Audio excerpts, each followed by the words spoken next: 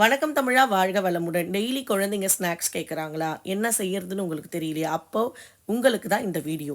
இந்த வீடியோல நம்ம பார்க்க போறது ரொம்ப ட்ரெண்டிங்கா, வைரலா போயிட்டுருக்க ஒரு இன்ட்ரஸ்டிங் ஸ்நாக்ஸ் ரெசிபி தான் கிரிஸ்பி பொட்டேட்டோ பைட்ஸ். இந்த கிரிஸ்பி பொட்டேட்டோ பைட்ஸ் எப்படி செய்யறதுன்னு வாங்க வீடியோக்குள்ள போய் பார்க்கலாம். இந்த மாதிரி வீடியோஸ் பார்க்கறதுக்கு எங்க சேனலான தமிழ்நாடு ஃபேமிலியை லைக் பண்ணுங்க, ஷேர் பண்ணுங்க, சப்ஸ்கிரைப் பண்ணுங்க. பக்கத்துல இருக்க பெல் ஐகான் ஆல்ன்ற ஆப்ஷனை கிளிக் பண்ணுங்க. அப்பதான் நாங்க எப்போ வீடியோ போட்டாலும் உங்கள் நோட்டிஃபிகேஷன் சட்டுன்னு வரும் ஃப்ரெண்ட்ஸ். இதுக்கு ஃபஸ்ட்டு ஒரு பெரிய மிக்சிங் பவுல் எடுத்துக்கோங்க. 1 கப் மைதா மாவு சேர்த்துக்கோங்க. 1/2 கப் அரிசி மாவு சேர்த்துக்கோங்க. 1/4 கப் கடலை மாவு சேர்த்துக்கோங்க. இதெல்லாம் சேர்த்துக்கோங்க. இந்த அளவு ரொம்ப முக்கியம் ஃப்ரெண்ட்ஸ். இல்லை கண்டிப்பாக ரெசிபி கரெக்டாக வராது. இது ஜஸ்ட் ஒரு 2 மினிட்ஸில் செய்யக்கூடிய ரெசிபி தான் உங்களுக்கு. அதுக்கப்புறமா கரம் மசாலா தூள் ஒரு பிஞ்ச் சேர்த்துக்கோங்க. ரொம்ப அதிகமாக சேர்த்துறாதீங்க.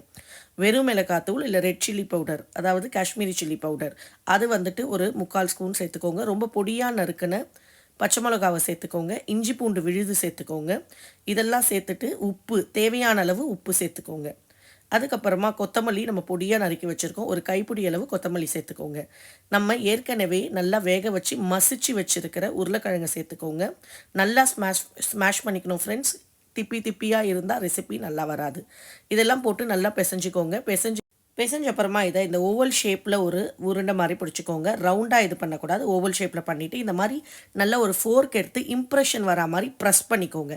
பாருங்கள் எப்படி இம்ப்ரெஷன் வந்திருக்கு. ப்ரெஸ் வந்து ரொம்ப அதிகமாக பண்ணிங்கன்னா பொட்டேட்டோ வந்து வெளியே வந்துடும். கொஞ்சம் லைட்டாக வந்து இம்ப்ரெஷன் கொடுத்துக்கோங்க. அதுக்கப்புறமா நம்ம ஏற்கனவே எடுத்து வச்சுருக்கிற கடாயில் வந்துட்டு தேவையான அளவு டீப் ஃப்ரைக்கு எண்ணெய் ஊற்றி நம்ம எடுத்து வச்சுருக்கோம் இல்லையா இந்த பொட்டேட்டோ, அதை எடுத்து அதில் டீப் ஃப்ரை பண்ணிங்கன்னா ரொம்ப ரொம்ப ஈஸியான டேஸ்டியான crispy potato bites ready friends.